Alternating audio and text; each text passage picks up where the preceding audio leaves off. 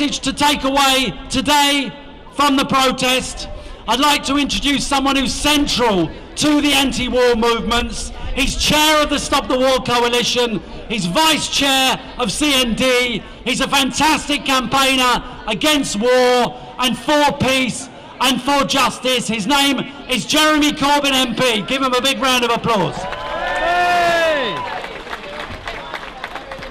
Chris, thank you very much, and thank you very much everyone for being here today. This historic site where the Chartists were gunned down looking for peace and freedom, where we are looking for peace and freedom from wars in this country and all around the world. And tomorrow in Cardiff we'll have the Counter-NATO Summit, and it will have a huge range of international speakers, some of which you've heard from here today, from Russia, from the USA, from Germany, from all over the NATO countries. And why are we meeting? Because I think NATO needs to be taken to task.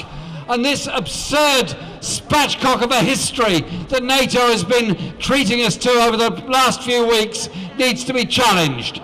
I just give you a few dates. 1948, NATO was founded in order to promote a Cold War with the Soviet Union. That resulted in the formation of the Warsaw Pact. That resulted in 60 years of a ludicrous arms race which cost us all billions of pounds and dollars and damaged the civil liberties of people all over the world. Come the end of the Cold War in 1990, that should have been the time for NATO to shut up shop, give up, go home and go away, and the Organisation for Security and Cooperation in Europe, which had people on both sides of the then Iron Curtain coming together to promote a demilitarised, peaceful Europe. Sadly, that did not happen.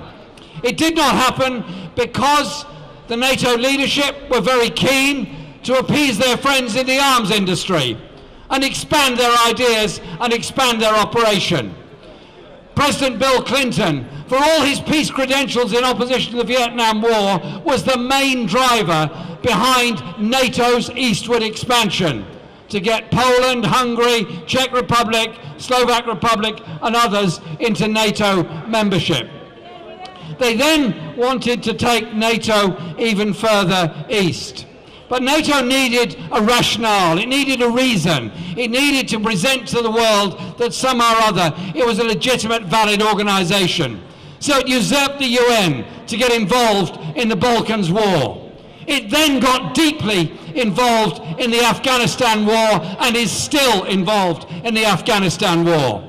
Now, anyone with half a knowledge of any kind of geography will know that Afghanistan comes nowhere near to being part of the North Atlantic. Nowhere near whatsoever. And so NATO needed to reinvent itself. And that happened at the Lisbon Conference in 2010, when in a 54-clause statement, NATO gave its statement of intent. On top of its ludicrous so-called Partners for Peace document, it decided it was time to go global. And so it decided that NATO was legitimately involved in any country that was involved in, for example, energy supplies to a member state. So not only could we be dragged into war because there is an attack on one member state, therefore an attack on all, an attack on the energy supplies of one member state then becomes a reason to go to war. And where is all the energy coming from in this world? Where is the most oil found in this world? Where is NATO now most deeply involved other than all over Iraq, Iran, Libya, all over the Middle East? NATO is an engine for the delivery of oil to the oil companies and the main nations of this world. Make no illusions about that. And for those leaders that are attending the NATO summit this week, they will have received a letter from David Cameron a week ago. And being a person of sad disposition, I read this letter the other day. There's pages and pages and pages of it. But essentially, it boils down to this. David Cameron thinks that NATO defends freedom, democracy, human rights and civil liberties. It never felt like that if you were a Greek trade unionist fighting against a fascist junta, which was also a member of NATO. If you were a Turkish human rights activist in prison or an anti-fascist campaigner in Portugal, it never felt like NATO was on your side. But Cameron is undeterred by mere details of history.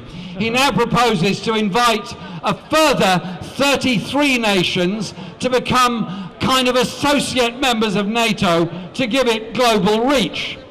And so this organisation, which in total already spends $1 trillion per year on arms expenditure, is now giving itself a global role and spending an awful lot of money on public relations exercises in the meantime.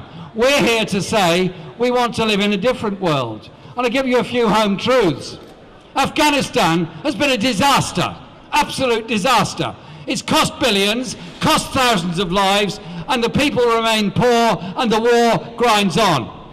The expansion of NATO eastwards, to try and now include the Ukraine, has had a very obvious effect of promoting and provoking Russian militarism to do the same, straight into another Cold War instead of a process of peace and recognition of people's rights, humanity and democracy. I want to live in a world where there aren't wars. And the victims of wars are, yes, the soldiers who die, yes, those of us that lose our civil liberties, but spare a thought for those hundreds of people dying trying to reach Lampedusa from Libya. They are victims of wars. They are fleeing from Syria. They're fleeing from the Palestinian conflict where the Israeli forces have been bombing. They're fleeing from all kinds of conflicts. And what are we doing? Spending more and more money on more and more weapons of greater and greater levels of destruction in order to search for the next conflict and the next war.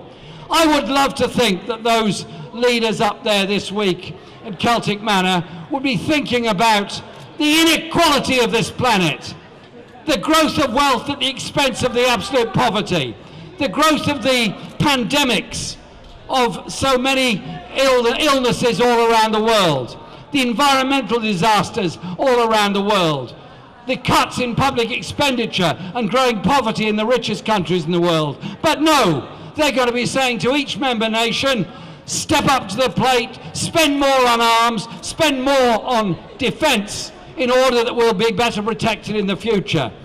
The way to be protected in the future is not to keep half the world in poverty, is not to steal resources from others, to look at the causes of war. Lack of human rights, lack of resources, lack of wealth, lack of education, lack of clean water, all those things. Why don't we turn it around? Close down NATO, invest in people, invest in peace, invest in jobs, invest in hope, not create the intolerance and detestation that is led by wars and leads also to racism and intolerance within our own society. We're here today in the shadow of the Chartists who stood for something good. We're here today to speak up for peace, for justice all around the world, a world free of nuclear weapons, a world where we address the causes of war, not promote the next war. Thank you very much.